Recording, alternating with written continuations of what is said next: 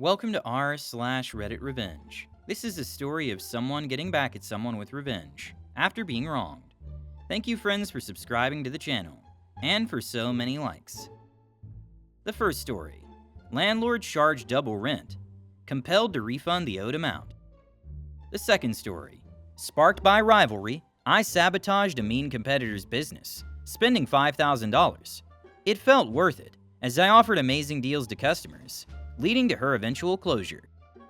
The third story: in a small nonprofit, a nosy colleague drives everyone crazy. Frustrated, one person takes matters into their own hands.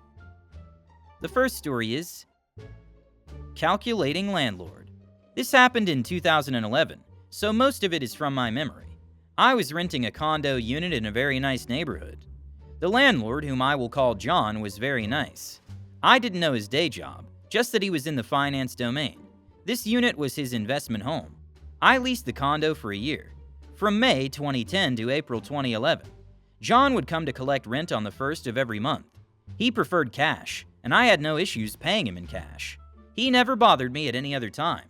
Once I had a plumbing issue. I called him, and he promptly sent a plumber to fix it. Basically, our relationship was amicable. In January 2011, my company wanted me to move to another location, in a neighboring state. I'm into IT, and we needed to guide a project team that was to start in March. I negotiated with my manager to move around the end of April after my current lease expired. I informed John that I will not renew the lease, and he was cool with it. In February, a mutual friend, I'll call him Peter, came by my house and immediately fell in love with the neighborhood. He asked me if I knew of any condos that were available for rent. I told him I was planning to vacate by the end of April, and if he was interested, I could talk to my landlord for him. I also gave him John's number. That evening, I called up John and told him my friend is interested in renting the unit and can rent it from May 2011. I also gave him Peter's number to communicate directly. John thanked me, and that was that. Around the first week of March, my wife's cousin's marriage got finalized. The wedding date was the 7th of April.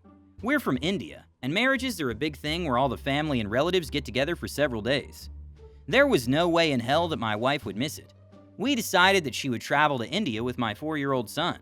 I would go to the new office location, and by the time they come back from India, sometime in May, I would have everything set in the new place. We booked the flight tickets for my wife and son. Their flight was 4 or 5 days before the wedding. When my manager came to know that I'll be alone after April 2nd, he pushed me to join the new office on April 3rd. Those days working remotely was not considered efficient, but I wanted a few days to pack as I was moving to another state. I booked a mover to come on April 11th. With all things taken care of from my side, I informed John, around the middle of March, that I was planning to release the condo on April 11th. John thanked me, and that was that. I called Peter and told him I would be leaving earlier in April. By then, John had discussed the rent with him, and they both had signed the lease agreement. Peter was to move in on the 1st of May 2011. Since I'll be gone starting April 11th, Peter asked me if he could move in from April 15th instead. I did not have any objections. I asked him to inform John. Peter checked with John, and John agreed over the phone. Peter called back and updated me. I never thought of asking Peter for half the rent. I knew he would be paying rent for the whole month for his old apartment, and my apartment would be vacant anyway. On April 1st, John called and collected the rent in the evening. He asked me how things were going and if I needed any help. I thanked him and declined his help. I asked if he could come by in the evening, after 6 p.m. of the 11th, for an inspection and to collect the keys. I was impressed with John for offering help and thought him to be a decent guy. Little did I know that he had ulterior motives. He was making sure I was leaving by the 11th. After collecting the rent, he went home and called up Peter. He wanted to adjust the lease dates to start the lease on April 15th. John was sly enough to wait till he got the rent from me and then wanted to collect the rent again from Peter. Peter signed it but did not tell me until a few days later. When I heard this, I was livid. I asked Peter, "When did you sign the new lease?" As I suspected, John had called Peter the night of April 1st, after collecting the rent from me. They signed the new lease the next day, April 2nd. I called John and asked him to pay back the rent for half of the month, as he was already charging it from Peter. He said no can do. You've signed the lease until the end of the month. I'm paraphrasing here. I don't remember his exact words now. I was mad, but he had a point. And with so many things to take care of during the move, on top of the hectic work schedule at that time, I couldn't even think I had the time to take any action against him. Normally, I'm not a vengeful guy, but I wanted John to pay, and not necessarily monetarily. I stewed over it for a day or two, and suddenly an idea came to my mind, and I thought of giving it a shot. I waited till the 10th, and on the evening of April 10th, I called John and told him that he need not come for the inspection the next evening as I changed my plans. I'll be moving out on the 28th of April instead. John became quiet for a few seconds. Then he said, "But you were planning to move out tomorrow." He was stammering. I said, "Yes, but I have the lease until the end of the month, so I'm planning to take it slow." It was a taste of the same bitter medicine that he gave me. Then I nicely said goodnight and disconnected the call. I don't know what was going on in John's mind, but he must have been pretty scared about the lease he had signed with Peter.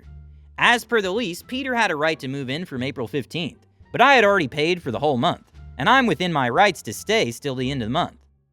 If I didn't vacate, Peter could take him to court. The next morning, the day of the move, John called me on the dot at 7 a.m. He asked me if I would consider moving sooner if he paid me part of the rent. I said yes. The poor guy materialized in a minute. Turns out he was waiting outside in his car to meet me if I agreed. John handed me an envelope. I counted the money and was a little confused. There was $800 in it. My monthly rent at the time was $1,250, and I would have settled for $625 or less. This was early in the morning, and I was thinking of the movers and 100 other things that needed to be taken care of that day. I was not prepared to interact with John, and we did not even talk about money the previous night.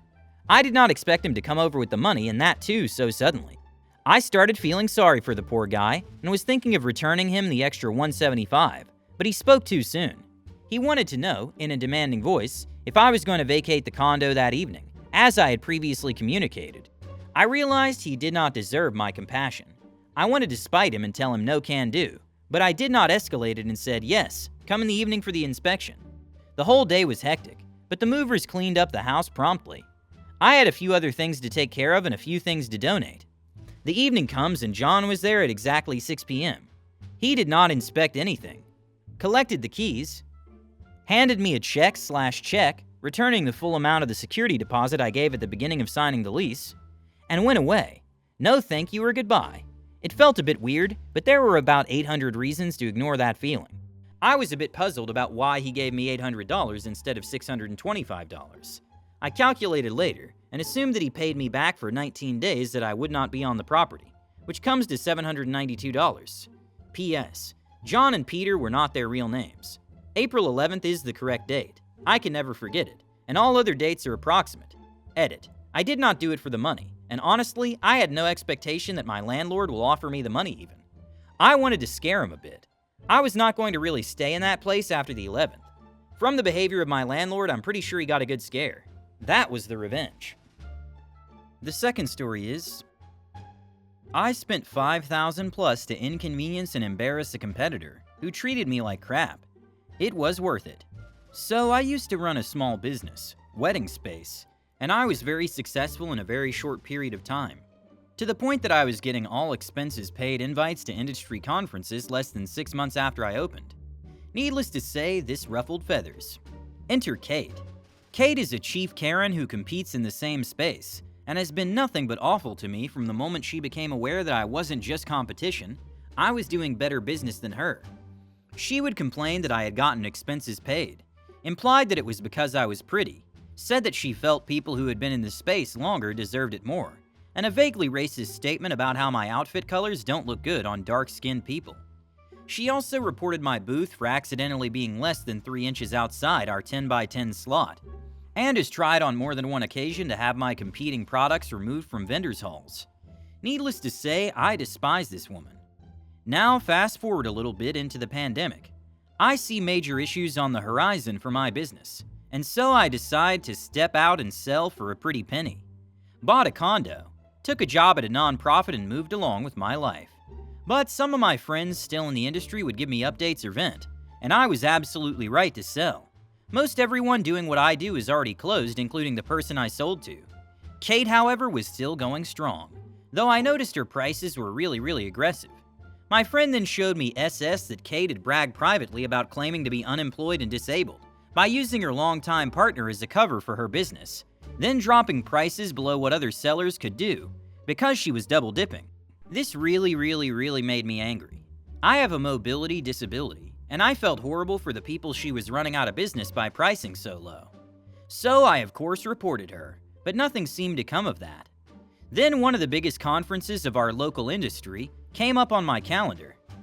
This conference costs $8 to $10K to vend at, and many vendors make 50+% of their yearly income from this one event. My friend runs the vending hall, so I asked her to place me right next to Kate. Now, when I left the industry, I still had great contacts on the manufacturing side, because I speak Chinese fairly well. I found the manufacturer for Kate's top-selling items, and ordered a sizable inventory to take with me to the conference. I priced them at cost, and made ginormous signs about inventory liquidation, and created these super aggressive bundle deals that made it nearly impossible for her to do any business being right next to me. I could see her over there fuming, and she did try to come over and complain, but our booth was too busy to even entertain her obnoxious huffing and puffing. She closed her shop last week. I lost about $5,000 doing this, but I got a lot of people deals on packages and items that they never thought they could afford for their special day, and it was honestly fun to help people out, especially at her expense. The third story is, please shut up. Back in the 90s and early 2000s, I worked in a small nonprofit. Very small, 10 staff people. We had 3 programs, and I ran one.